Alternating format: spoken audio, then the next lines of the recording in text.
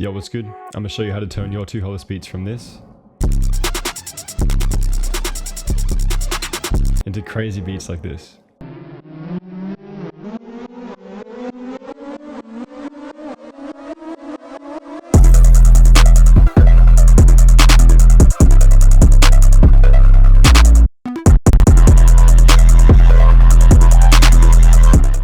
Before making this beat, you're going to want to make sure that your BPM is set to about 145 to 160.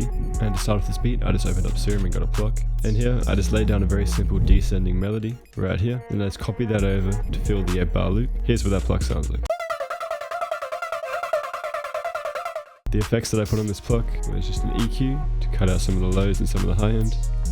I put on a portal preset, this gross beat, one more gross beat, and just another EQ to cut out those lows and some of the highs. For a lot of the sounds and 2HOLLIS beats, you might just need to load on some effects to get that desired sound, because a lot of his beats do sound crazy. But we're trying to just go overboard, even though it looks like I did. I still really like the way that it came out, and it doesn't sound too overwhelming. Next, I opened up Serum and got a pluck again. This MIDI is just a 2-bar loop that is duplicated over 4 times, and to make this 2-bar loop, I just followed the C major scale that I was in. And here I made sure to make the gaps in between the notes quite large. This just makes the beat feel a lot more spacious, and it really adds to that 2HOLLIS atmosphere. And the effects on this pluck is just a shaper box, this is what it's called. And here's what this pluck sounds like by itself. Next, I just got a lead from Serum, and I made a MIDI that was very similar to the last pluck that I just created. I just made the notes longer and added a flam here, and I just changed around some of the notes at the end of the 2-bar loop. And I duplicated that 2-bar loop over to fit the 8-bar loop. On this lead, I just put on another shaper box, it's called Plucky Pluck, and then I just put on the EQ to cut out the lows. Here's what that lead sounds like by itself.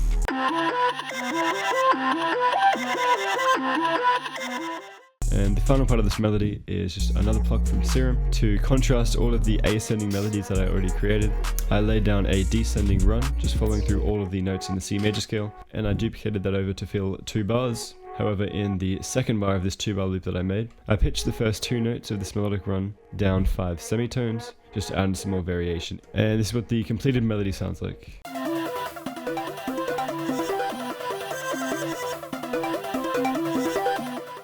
Now that melody is all done, we're ready to go straight into those drums. To start off these drums, I just got a snare, and I laid it down on the common snare pattern, just on the 3rd beat of every bar. To add in some variation, I added a double snare on every 2nd bar, and on the 4th and 8th bar of this 8-bar loop, I moved the double snare 1 beat forwards. Next, I just laid down a hi-hat. To get this hi-hat, I just used a 2-step hi-hat as the bass pattern, and I highlighted it all, shift, clicked, and then dragged it over half a beat. This just makes that very stuttery hi-hat that you hear in a lot of 2HOLLIS beats. And then I just deleted some of the notes to create some more space in the beat, and this is what I finally came up with. Next, I just got an 808, and I listened to the melody that I had already created, and tried to hear out a bass line that I could put down on this 808. This is what I came up with. It went from E to C and then to A in the last bar, and I just added in some rhythm variation by adding in different 808s where I felt that they fit. The main bass line that I used for this melody was just a triplet feel.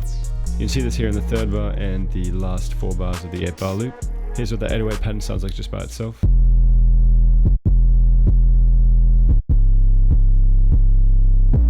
You want your 808 to sound really fat and distorted. You also want the bass of your 808 to be really boosted so that it distorts the rest of the melody and drums in your beat to give it that really crunchy sound that 2HOLLIS beats have. Next, I just copy and pasted the MIDI from the 808 onto a kick to give the 808 more of a punch. And finally, I just made a B section for the bass line instead of the 808. And here I just started off with this bass that I found. And I just copied over the MIDI for the first 2 bars of the 808 that I already placed down. And I made sure to leave the last 2 bars of every 4-bar loop free, so I could put in the other 808s that I wanted to put into this B section of the bass line. In the 3rd section of this bass line, I just put down another 808, and just followed a very simple triplet pattern on the root note of the scale. And again, I made sure to leave this last bar free, just for the last 808 that I wanted to put in this B section. And this is the final 808 that I used to fill up that dead space. And all I did to find this note was just follow the original bass line that I'd already found using the 808s. And that is the drums complete. I'll now play the full drums with the main 808 that I'll be using for this beat.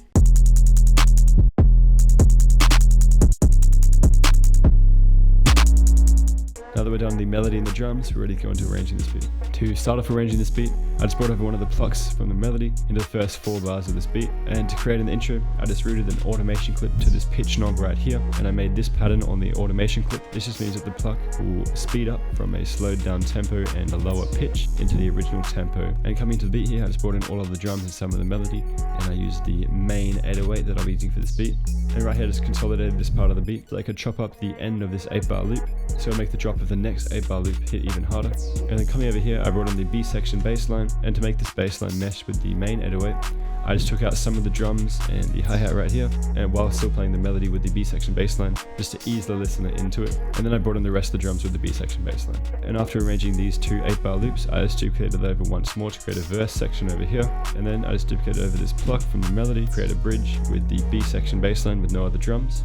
And then I just duplicated that over all again, and I made sure to delete this bridge off the end because I didn't want an outro for this beat. I just like the way that it ended abruptly. And yeah, that is the full beat completed.